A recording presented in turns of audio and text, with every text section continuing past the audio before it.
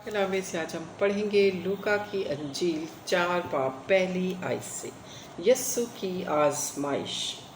फिर यस्सु रूह कुदस से भरा हुआ यरदन से लौटा और 40 दिन तक रूह की हदायत से बियाबान में फिरता रहा और इब्लीस उसे आजमाता रहा। उन दिनों में उसने कुछ न खाया। जब वो दिन पूरे हो गए तो उसे भूख लगी और इब्लीस ने उससे कहा कि अगर तू खुदा का बेटा है तो इस पत्थर से कहे कि रोटी बन जाए।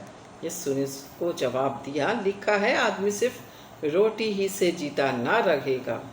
और इब्लीस ने उसे ऊंचे पे ले जाकर दुनिया की सब सल्तनतें पल भर में दिखाई और उससे कहा, ये सारा इख्तियार और उनकी शान और शौकत मैं तुझे देता हूँ, बस अगर तू मेरे आगे सजदा करे तो ये सब तेरा होगा। यीशु ने जवाब में उससे कहा, लिखा है कि तू खुदावंद अपने खुदा को सजदा कर और सिर्फ उसी की इबादत कर।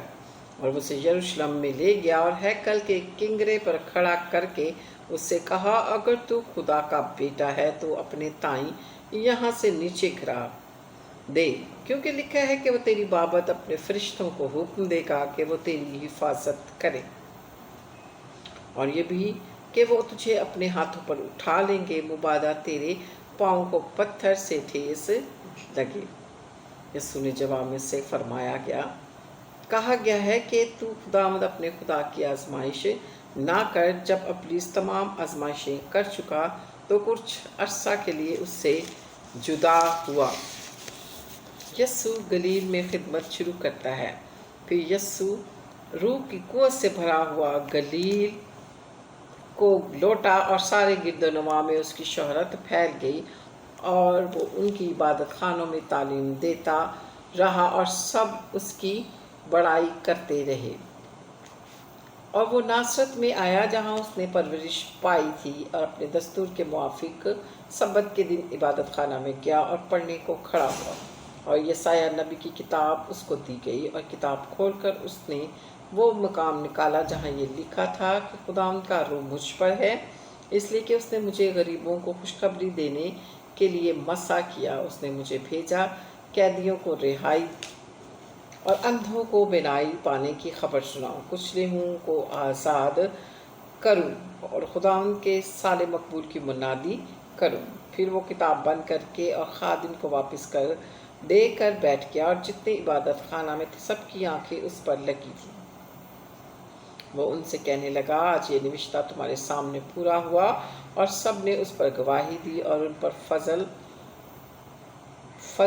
उन पुरफजल बातों पर जो उसके मुंह से निकलती थी ताज्जुब करके कहने लगे, क्या ये यूसुफ का बेटा नहीं?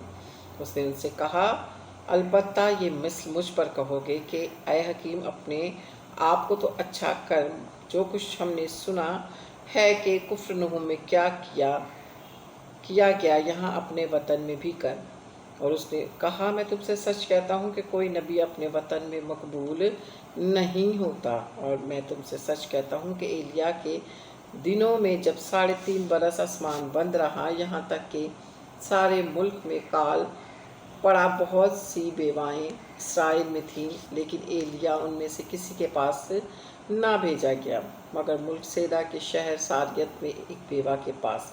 और एलीशा नबी की वक्त में इसराइल के दरमियान बहुत से कोड़ी थे, लेकिन उनमें से कोई पाक साफ ना किया गया मगर नुमान सूरियान जितने इबादत खाना में थे। इन सब बातों को सुनने ते ही कहर से भर गया, उठकर उसको शहर से बाहर निकाला और उस पहाड़ की चोटी पर ले गए जिस पर उनका शहर आबाद था, ताकि उसे सर के बल गिरा दे, मगर वो उनके बीच में से निकल कर चला गया। पाक कलाम के पढ़े और सुने जाने पर खुदावंद की बरकत हो, खुदावंद का शुक्र हो। खुदावंद का कलाम ज़्यादा से ज़्यादा शेयर किया करें, मेरे चैनल को सब्सक्राइब करें, लाइक करें, रेड बेल आइकन के बटन को प्रेस करें ताकि जो भी नोटिफिकेशन आप तक पहुंचने वाला हो वो आप के पास जल्द पहुंचे और आप वो आगे खुदावंद का कलाम शेयर करने वाले।